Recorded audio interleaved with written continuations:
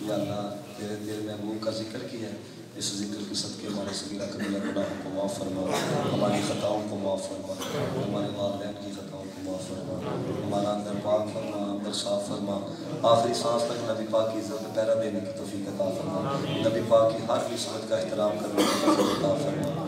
یا اللہ گناہ گار ہے، سیاہکار ہے، خطا کار ہے، پر تیرے محبوب کے غلام ہے، ہمیں اپنا قرب عطا فرما، ہمیں اپنا قرب عطا فرما، محبوب کا قرب عطا فرما۔ یہ جتنے جوان آئے ان کے دلوں کو پاک فرما، ان کے دلوں کو ستھرا فرما۔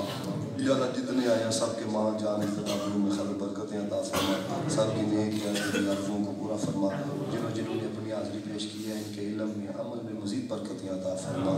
یا اللہ اس جامعہ مسجد کے جو امام و خطیب ہیں ان کے بھی علم و عمل میں میرے مولا برکتیں عطا فرما۔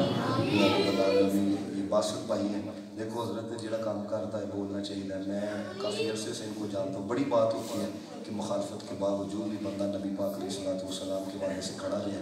مولا ان کو بھی صحت والی زندگی عطا فرما، دراز عمر میں خیر عطا فرما۔